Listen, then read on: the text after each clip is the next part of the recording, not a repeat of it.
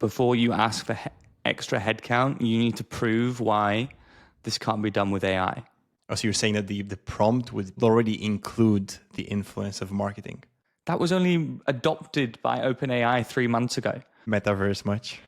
Welcome back to another episode of the Generation AI podcast, episode 11, where every week we look at the latest trends, tools, and technologies that are moving the AI landscape forward. As we know it, every week, without fail, we'll come back to you with the latest insights in the space. And this week is no different. Mihai, what are we going to be covering on today's episode?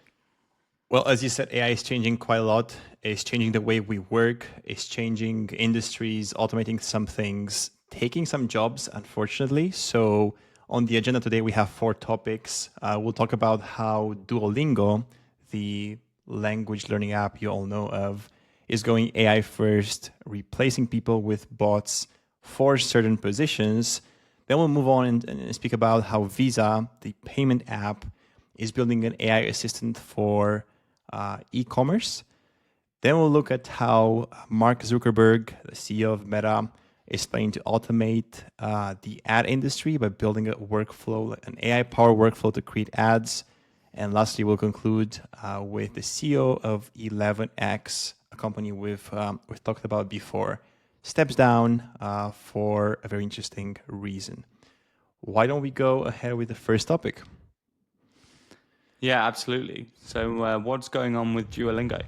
So Duolingo, for those of you who don't know, is a old and famous language learning app that basically allows you to learn different languages through gamification. They have a nice UI.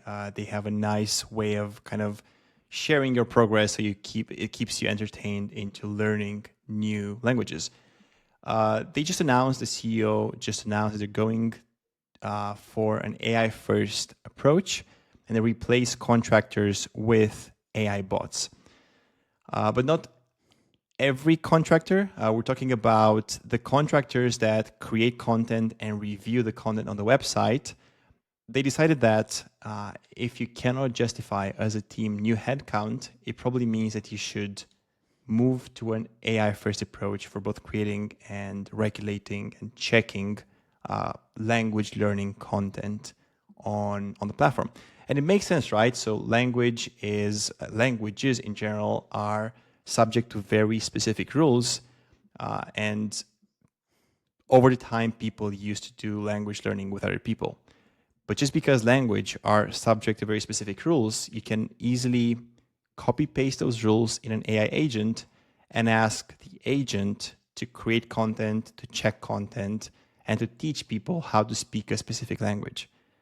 How do you feel about one of the first clear examples of people being replaced by AI in the current way, for sure? I think this is just the beginning. I think it was the CEO of Shopify, Toby Lütke, that recently came out and said something to the effect of, before you ask for extra headcount, you need to prove why this can't be done with AI. I think a lot of companies are facing what is potentially an existential crisis, right? In the sense that you have to assume, as the CEO of a large multinational company, you have to assume that you spent 10 years building up a workforce of thousands of people, and you have to assume that you now have an AI-first competitor that has 50 people and is working out how to build products 3 times faster than you with 10x less people.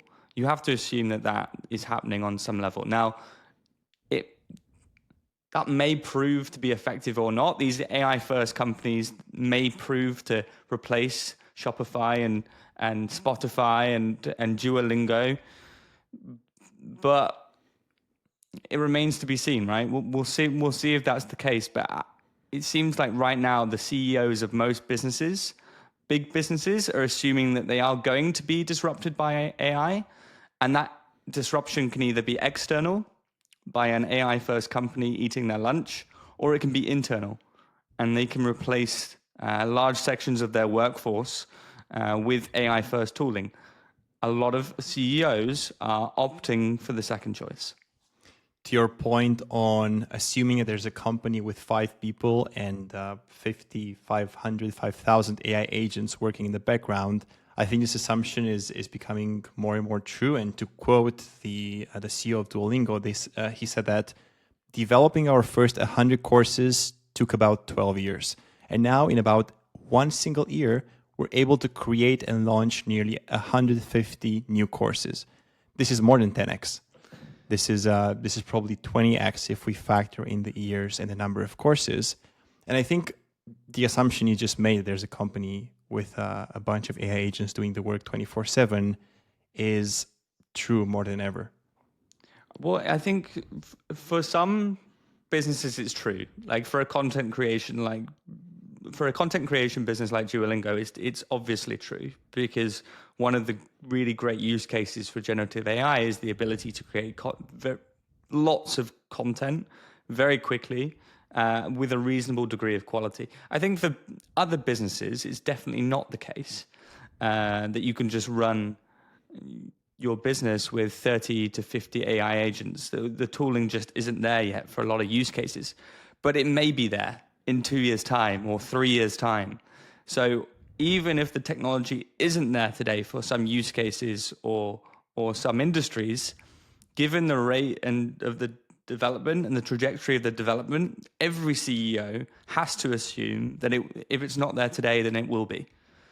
I think it's a matter of time more than a matter of what's the multiplier that AI can bring on board. So we hear about this 10x.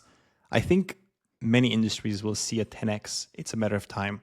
Some of them are seeing the 10x today, like content creation, ads. Some industries will see the 10x 2-3 years down the line, like coding maybe, in very niche use cases and so on. But we spoke before on the podcast about how AI will go after these single responsibility jobs like content creation. Because probably if you create content, manage a team, handle business requests, speak with clients, it's harder for an AI to take your job. But I feel like in Duolingo's case, to speak about the topic, it's an obvious case where AI takes over, like GenAI takes over human content creation. But do you think this is a broader pattern in education, not just language learning? I mean, I think the education industry is probably the one that will be most disrupted, right? I think it's highly unlikely that the next generation of adults are going to be going to university for 3 years to sit in a classroom, to get into tens of thousands of dollars of debt, to hear one person talk about a paper that was written 5 years ago. I think the whole nature of education is going to completely change, because up until now, the bottleneck for educating someone has been that a human being will need to educate them, and that human being is expensive, and they sleep for 6 or 7 hours a day, and so your ability to get personalized education is basically zero unless you're a multimillionaire, when you're entirely dependent on other human beings to educate you. Whereas now, everyone can have their own personalized teacher for $20 a month. And so we're witnessing probably the biggest technological shift that we're ever going to see in our lifetimes. And you're either terrified by that or excited or both. And I'm probably in the latter category. I think a couple of trains already left the station, and there's a bunch of trains about to leave now in AI. And the sooner you get on one of those trains, the better you'll do in a few years. Which one's about to leave? So we know the ones that have left already. I mean, I suppose coding assistants, the creation of content, the creation of language. But what are the trains that are about to leave the station in your mind? I would say the trains that combine and put a human in the loop in a meaningful way. Of course, we'll have agents that will work 24/7. We will probably not have teachers as we know of them in 5 years from now. But we'll see a healthy collaboration between AI and humans, right? Because at some point, let's assume a future where everything is led by AI. Then what will make the difference when at the point where everything is AI based? The human that pushes that AI even further, right? So the next big train I think is going to leave the station is a train that combines humans and AI in a meaningful way. Let me ask you a question. So you said that education is going to be a domain that is going to be highly impacted by AI.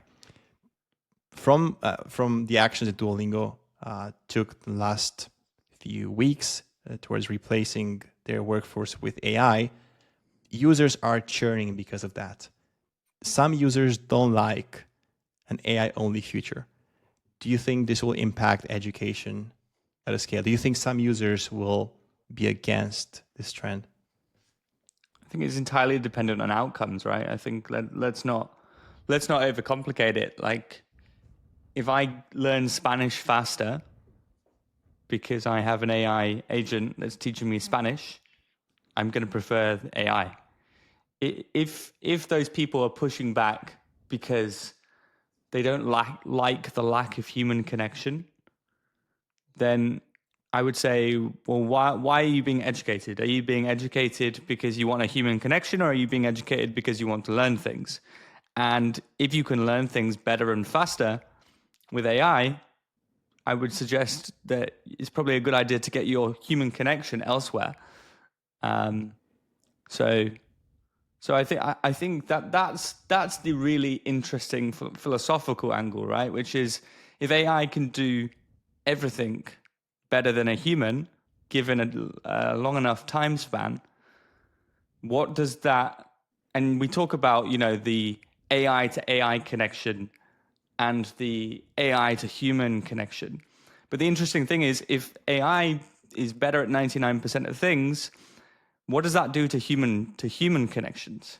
Does that give us a better opportunity to connect in a more meaningful way, because we don't all have to run around all day doing all the jobs that none of us wanted to do in the first place? Yeah, I think I can't answer that question. Only the future will tell, and we'll be here to document it. It can go one way or another. It can mean more connection for humans, or it can mean even more hustle to catch the AI trains and to be on top of AI things, right? And to kind of steer the AI ship, because the AI agents row the ship, but I think we'll still need a human to steer it and to point in the right direction. Right, let's move this on. Visa AI shopping assistants. Tell me more. Yeah, our second topic. So Visa, the payment platform, most of the listeners of this podcast probably have used it in the past. They obviously have a ton of data, a ton of transaction data. So they decided to build an AI agent for automating e-commerce. So basically what they're trying to tell you is, you won't be required to go on a shopping platform, pick the products you want, put them in a cart, do the payment. It'll probably just pick on your intent of wanting to buy something. It'll go online and do the shopping for you. And I think the example they give is with flights. So historically, you have to go on Google Flights, find a flight that fits your schedule, book the flight, and book the accommodation for, let's say, a trip you're about to take. What if you can just express this intent to an agent that already knows your purchasing habits because it has processed payments from yourself for years now? It can go online and buy the trip for you. Would you trust such an agent? Maybe, but I don't think Visa is going to be the one to develop it. I mean, having worked in the payments technology space, Visa are not innovators. Visa have not been innovators for 40 years. And actually, Visa are not only not innovators, they are anti-competitive. There's tons of new payment technologies that have been brought through. Open banking was a great example, where you could just send money via APIs, right? And your money would arrive instantly, and it would be an account-to-account transfer with no card provider in the loop whatsoever. And, Visa have done a really good job of crushing that technology, as they do every other technology that we try to implement. And even today, we're still using these bank cards, and it's archaic. So the idea that Visa are going to be the ones to implement an AI agent to personalize my spending habits, I mean, maybe, but I think Visa suffers from innovators' dilemma, right? Like, they get all of their money from cards, and so the idea of them building anything to disrupt that, I think, this is probably just a cute R&D project. So you're bearish on this I'm Visa bullish upside. on agents. I'm bearish on Visa doing anything meaningful about it. Understood. We're seeing a very interesting pattern here. A company that sits on a ton of very specific and structured data has a ton of leverage to build on top of that. Yeah. And we're encouraging our clients to do the same thing. So if you're sitting on data that's your IP, that it's only you that you own it, you should leverage and capitalize on your unique selling point, your data. And I think this is the approach Visa is taking here. I get your idea that you're bearish on this and you don't trust them. But what can happen is instead of them building the AI agent that will automate your shipping, your shopping behaviors, they can build a platform. And other companies can build on top of their platform to build custom agents for shopping. And in that Do you think this is case, going to happen? Do you think Visa are going to build the next e-commerce agentic platform? many things happen nowadays without having a sign beforehand, right? So it's hard to predict the future. But one question I have: if this future is true, will advertising be relevant anymore? Because if agents do all the purchases online, why would someone advertise on e-commerce platforms anymore? Because someone still has to decide to make the purchase, right? Like where you don't. There was a really great paper that I read in business school, which basically said something to the effect of that everybody believes that marketing influences everybody but them. And it's true, right? And most of marketing isn't necessarily to try and get you to make that purchase in that second. Most marketing that we receive today is brand marketing. It's the kind of marketing that makes you pay $80 for a pair of shoes as opposed to 20. So no, I don't think it means the end of marketing at all. I think marketing is going to continue. It's just going to change what marketing is, right? And I think there's a really interesting company that I came across recently called Madmen AI. Potentially, we can put this in the show notes. And essentially, it's generative AI for ads. And so instead of paying a marketing agency tons of money to develop creative for you and develop these kind of digital display ads that we all see every time we use an internet browser, Madmen can automatically generate these ads for these brands. So I think one area that I am extremely bullish on is Gen AI ads that build creative automatically and then publish on the internet. And I think if I was going to be bearish on one area, I would be very, very, very bearish for the future of ad agencies. I think the idea that you're going to pay your marketing agency millions of dollars a year to build these ads for you and to distribute them around the internet, I think those days are going to be over very quickly. But in answer to your question, no, I don't think it's going to end marketing. I think it's just going to change the experience. True. And before going deeper into the topic you proposed, I'm going to have one more question on the topic of Visa building kind of an AI only shopping experience. If people stop shopping online and if agents do the shopping for them, can't agents just train themselves to be blind to the ads and just do the shopping without taking into account all the flashy colors of ads online? Because people make purchases based on sentiment sometimes, and the ads are there to influence how people feel about the product. What if the AI agent is just blind to those ads? But it doesn't matter if the agent is blind to the ads because the person that controls the agent is not blind to the ads. And so you're saying And that the prompt would already include the influence of marketing. of course, marketing happens way upstream of somebody deciding to make a purchase. You know, you probably knew what the Nike logo was by the time you were 5 years old. Yeah. You know, and you probably knew that from 5 years old that tick was associated with high performance, being your best every day, being elite at what you do, and believing that you could do better.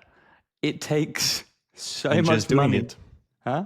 And Just just doing doing it, it. just doing it, and the amount of money and marketing that the Nike have had to spend to get literally 1 billion people around the world to think that way. The idea that that is going to be influenced, that when you then log on to buy your pair of trainers, the idea that your journey is going to change is crazy, right? Like, it's because everything happens way upstream of that. It happens in your brain for decades. And that the last step that you make in that process, in terms of the decision to purchase, is just the last step in a long line of decisions that you've already made to get to that point. So you're saying that agents will just be a reflection of whatever the human behind them Of tells them course, to do. of course, of course. Our own agents will just be a reflection of ourselves. Like a twin. We're seeing this Yeah, buzzword quite a lot. yeah, exactly. Interesting. Back to your feeling that you're bearish on ad agencies, and switching the topic to the third one. So Mark Zuckerberg gave an interview a few days ago and told the people that his plan is to automate digital advertising with AI agents. So basically, what he envisions as the future of ads is, on one side is a human with an objective and a budget. Everything in between the, let's say, budget and the objective is just an AI pipeline that does everything on behalf of the user. Is this the end of marketing as we know it so far? No, this is just an engineer's perspective of what marketing is. It's if and I don't mean you, I mean Mark Zuckerberg, right? Like, it's reducing the world down to bits and rationality. And, it's a hyper rational interpretation of how the world works. But if you understand how people actually make decisions, people make decisions based on feelings that they rationalize later. And so everybody thinks that they are a rational economic actor, right? That they base their decisions on a rational set of pros and cons and cost benefit analysis. It's not like that. It's not like that in reality. And I think this is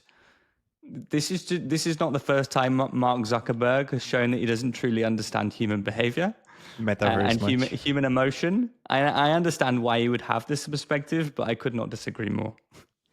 But let's assume a future, let's say in 1 year from now, where every ad is built by AI. So basically, all the companies will have the same AI, Oh, the well, same that's knowledge different. base. You're saying I need to understand what you're saying then, because you think that advertising is going to end, or you think it's just going to change. What do you think is going to happen? So back to my assumption. Let's assume 1 year from now, all the ads are done by AI. Then what are those people going to be doing if not creating an edge on top of AI? So I don't think AI will end any industry. I still think AI will draw a new baseline that humans can build higher verticals from. And I think this applies in both content, both marketing, both ads, and so on. I think AI is going to create a new start line, and people will start building from that until we see AGI, right? It draws the next line, and we keep iterating from that. I think people will get creative even in an AI first future. I mean, so I can only talk about my people are definitely always going to be creative, and if anything, I think the AI is just going to further that creativity. I think what I found really useful, for instance, in developing these scripts on our videos, is that now I get to be creative in a whole new kind of way. I don't always have to find the words anymore to build the scripts. I don't have to find the exact words. And now I can just spend all of my time doing what I want to do, which is thinking about the ideas and the concepts. And then I can work with AI in terms of the best way to put that into words. And for me, that's a way more enjoyable creative process than working out how to make a sentence flow in the exact way that I want it to flow. So no, I think this is going to enable creativity rather than make it worse. A famous CEO had a tweet recently saying that the creativity of the future is not going to be chat first or words first is going to be intent based. And agents will take that intent, transform it into words, and transform it into creativity. And I think this is what you're saying, right? You don't have to find the right words. You just need to have the intent of what you want to do, and the agent will take it forward. Exactly. Ideas are the currency. And currently, AI, as far you tell me, Mihai, but as far as I'm aware, LLMs can't yet create something from nothing. They're They can't recycling, basically. they can't wake up one day or in the middle of the night and have a bright idea about how to build Y or a story they want to write. Or they can't. We human beings still have a bit of a what would you call it? A USP, a unique selling point. We can still literally, between our two ears, our neurons can literally create something where nothing previously existed. And if AI helps us with that evolution to actually take something from an idea in our head into something that you can actually touch and feel, that is not a bad thing. That's a great thing. That's a And back to lever. your point of models being or not being able to create things from nothing, they kind of are able. This is how diffusion works. You start from nothing, from random noise, and you have the model convert the random noise into something that's sellable, right? But there's An still a image. random noise. It's a random noise, and it's a model that's been trained on the utmost all the information available worldwide. But what we have as a unique selling proposition, as you said, is the ability to create new information that the models haven't seen so far. And I think this is what will make the difference between a human-driven future, an AI-driven future, and a human-in-the-loop AI future. I think we're going to see a big difference when AIs collaborate with humans. But moving on to the last point, what's the last thing we're going to cover on the 11th podcast? Yeah, so I think this is a really interesting story in many ways. But for anyone that doesn't know, 11x is a company that generates AI SDRs. And only yesterday, their CEO and founder, Hassan Sukar, announced that he was stepping down as CEO. Now, this company is in a super interesting trajectory. So let's do a quick recap of how we got to this point. 11x were a company founded in London, and essentially they were building out the AI promise in the world of SaaS technology, right? So for anyone that doesn't know, they were trying to automate AI-first agents that would essentially replace sales development representatives. Now, sales development representatives, or SDRs, are essentially the people inside most technology companies that are responsible for generating demand, booking appointments, and essentially finding ways to get in front of people for the software company to sell their software to. So they would email and they would call and they would try and get in front of potential customers to set up meetings for their salespeople. An appointment setter, basically. And 11x was of the opinion that you could get rid of the SDR role, the human SDR role, and replace it with AI. And they made a lot of progress very quickly. So they were founded in London and they quickly acquired customers in the first year of their existence. And then I think last year they raised their Series A from Andreessen Horowitz, one of the world's largest VC funds. And they seem to have a lot of momentum, a lot of logos on the website. The whole company relocated to San Francisco, which was quite controversial at the time. But they had raised funding not only from Andreessen, but also from Benchmark. And everything appeared to be going in their direction. But what wasn't clear was whether this product was actually working. Because if you can replace SDRs, that is a massive pull, right? That's a massive achievement. Just a quick question there. I think we covered them 2 or 3 episodes ago, and they were in the middle of a scandal. Yeah, I was getting that. Was basically people were blaming them that all the logos on the website are fake collaboration. Okay, go. And that brings us to last month, where an article came out about the company where essentially they were being accused of their tool not working and faking logos on their website. And a whole load of controversy was created in that they had essentially been making up customers. And for the customers that were using the product, the product didn't work and they were using the product on a trial basis. And I think the biggest revelation from that article was that most of the customers that actually did sign up with 11x signed up to the company on a trial basis, and most of them did not renew their trials. Fast forward to today, and yesterday it turns out the CEO of 11x is stepping down. Now, I think this tells us a couple of things about what this means for the AI space. But before I give my take, what's yours? I have two takes on this. Reading the article with his reasoning on stepping down from CEO, his reason was that he wants to get building again. And he doesn't like the position of admin work, of CEOing a company. He wants to build deep tech AI tools again. Well, we can't tell if this is real or not, or whether this is connected with the fight they were in a few weeks ago on faking users and faking usage. But what I think, based on the story you told and what I read online about them, is this yet another agentic AI type of startup that promises a lot and underdelivers? So we covered Crew AI and Relevance AI a few episodes ago.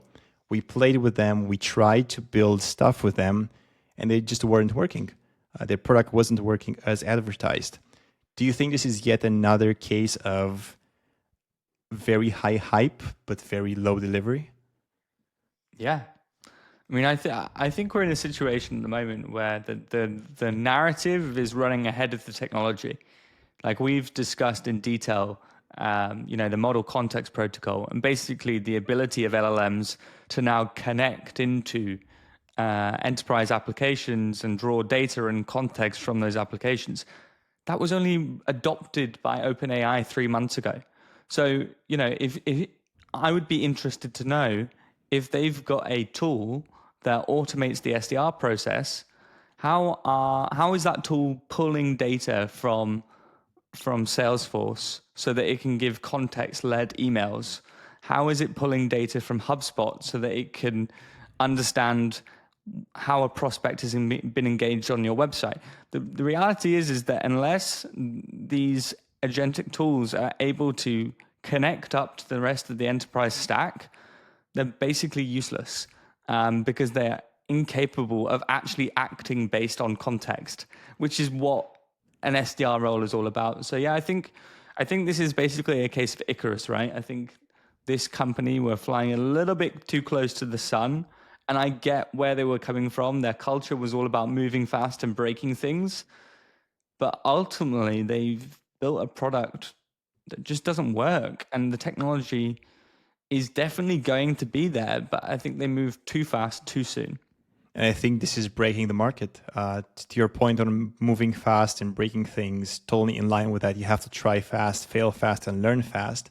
But I think you shouldn't confuse the average consumer who heard about AI, has a bunch of data, wants to get into AI to basically transform the data into value, and tends to believe all this, what I call toxic marketing of AI that will automate everything tomorrow, agentic AI workflows that actually work, SDRs that convert whatever 90% of your clients. I guess that's an unreasonable number.